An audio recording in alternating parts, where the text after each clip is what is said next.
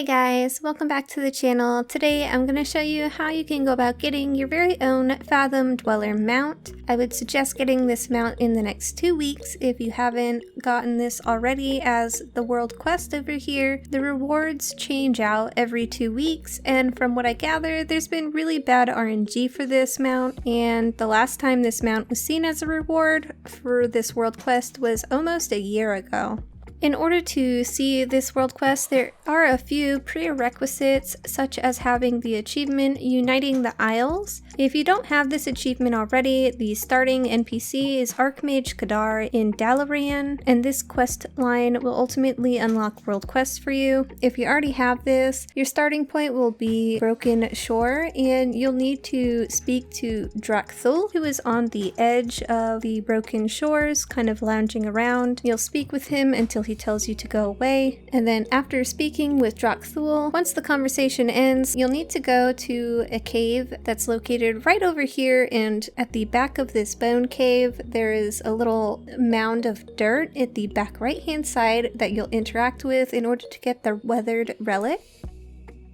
Once you have the weathered relic in your inventory, you'll need to return to Drak'thul, and he will have new dialogue for you. You'll once again need to speak with him and go through all of his dialogue options until he tells you to go away again. So if it looks like the conversation has ended, just right click on him again and make sure that he just says go away and that there's no more dialogue for you to click through. So at this point, we're going to need to travel all around Broken Shores and interact with orbs. These orbs do have to be interacted with in a specific order, so you can't just skip around. Our first one is in Azsuna, so you'll make your way over to this flight master here, and you'll make your way up this path. You'll see this tree by a large boulder, and there's a bunch of brush here.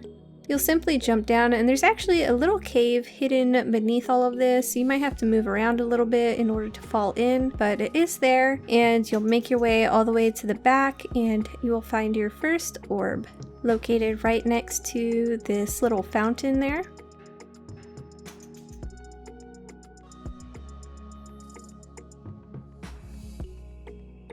Our second orb is located just at the edge of Suramar and Stormheim.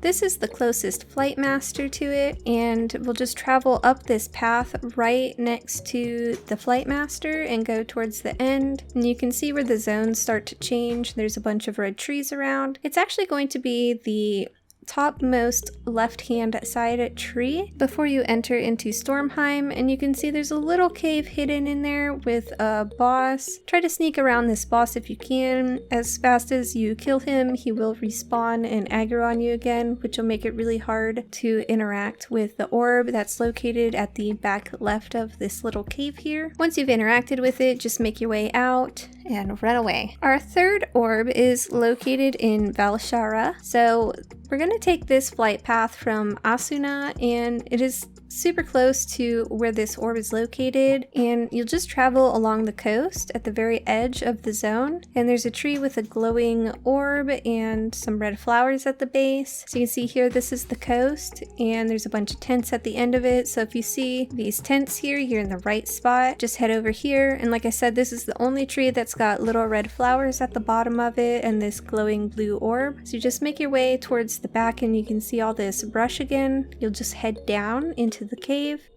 and make your way all the way around. There'll be a little mob at the back of this cave. You'll just kill him, and then the orb is located just directly behind him. You'll simply need to interact with this, and we'll move on to our next orb.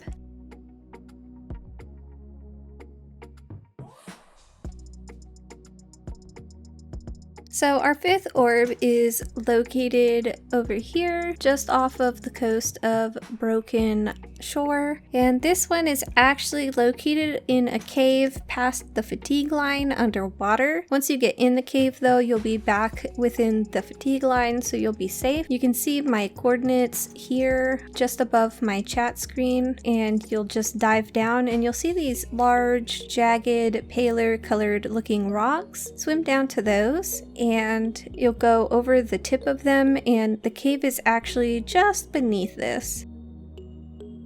This orb is located over here by this little hut, and be careful not to touch these steam spouts. They do a lot of damage and will take you down to very low health. I did it once and it scared me. I thought I was gonna die. It was awful.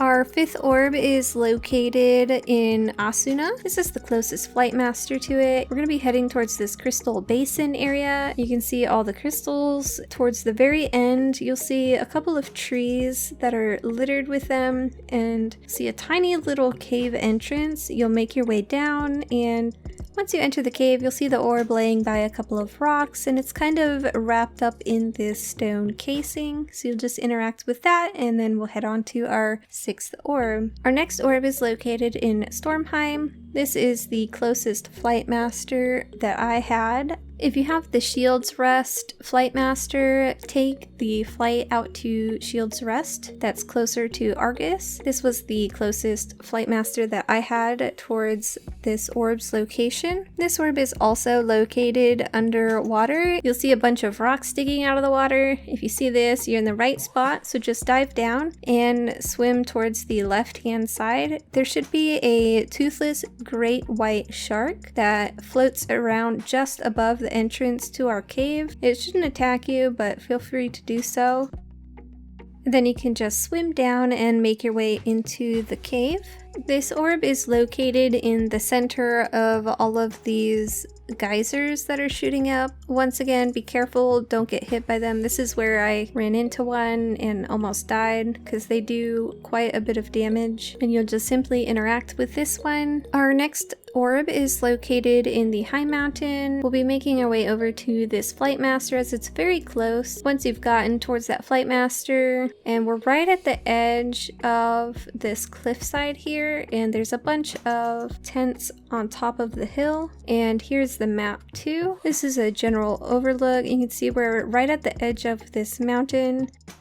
There's this little outcropping building, and then this is the top of the mountain where there's a bunch of other tents at the top. So you can see there's this large cave in front of me, and this is kind of a false cave. Don't go in here, but if you look to the right hand side, you'll see a bunch of shrubs. There's actually a second cave right here, and this is the one you're going to want to enter. Make your way back towards the skull, and the orb will be resting inside of the mouth. Our 8th orb is located once again in Azsuna. This is the closest flight master to this orb's location, and we can quickly make our way just up the road towards this next spot. So you can see there's a waterfall just here, and then if you turn around, there's a tree just behind me. The cave is actually located right behind this rock and tiny little tree here, and you'll just drop down into it and then make your way towards the back. There'll be a fern growing right next to a bunch of rocks, and the orb is going to be on the back side of this fern under the leaves. You might have to look a little bit and zoom in, but it is just under the leaves there. Our 9th orb is once again located underwater in a cave. For this one, we'll be heading back to Eye of Azshara, and you can see the coordinates here as well. There's a shipwreck right at this point under the waves, and you'll go towards the front of the ship. There will be a tiny little entrance that you can swim through, and you'll just navigate through all of the openings in here. Once you make your way through this ship, you will come out into a little cave here, and this orb is going to be located on the far right-hand side in the water, right below some of these stalagmites.